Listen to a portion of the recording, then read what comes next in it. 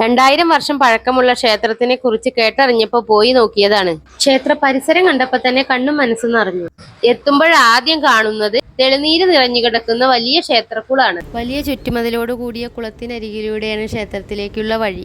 ഉള്ളിലേക്കൊന്ന് ഇറങ്ങി നോക്കിയപ്പോൾ കണ്ടത് സിനിമയിൽ കാണുന്ന പോലത്തെ കുളിപ്പുരയും കടവുകളും ഒക്കെയാണ്. ചുണ്ണാമ്പിൽ പടുത്ത പുരാണ മാതൃകയിലുള്ള നിർമ്മിതിയുടെ ഭംഗി കണ്ട് ഞെട്ടി ഇനി കാണാനുള്ളത് എങ്ങനെയെന്ന് ആലോചിച്ച് പുറത്തിറങ്ങി. ഇവിടുത്തെ ഫോട്ടോ എടുക്കാനുള്ള ഭംഗി കണ്ടിട്ട് ഞങ്ങളൊരു ഫോട്ടോഷൂട്ട് തന്നെ നടത്തിയിട്ടുണ്ട്. അതിൻ്റെ വീഡിയോ അടുത്ത് തരാട്ടോ. AD 850-900 കാലഘട്ടത്തിലാണ് ഈ ക്ഷേത്രം നിർമ്മിച്ചതായി പറയപ്പെടുന്നത്.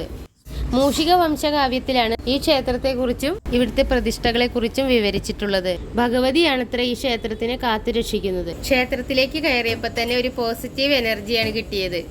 2 സുബ്രഹ്മണ്യസ്വാമി പ്രതിഷ്ഠകളുള്ള കേരളത്തിലെ ഏക ക്ഷേത്രമാണിത്. പറഞ്ഞു വന്നപ്പോൾ ക്ഷേത്രത്തിന്റെ പേര് പറയാൻ മറന്നു.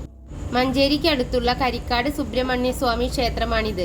കാലപ്പഴക്കം കൊണ്ടും ചരിത്ര പ്രാധാന്യം കൊണ്ടും ദേവചൈതന്യം കൊണ്ടും ഒരു മഹാക്ഷേത്രം തന്നെയാണിത്.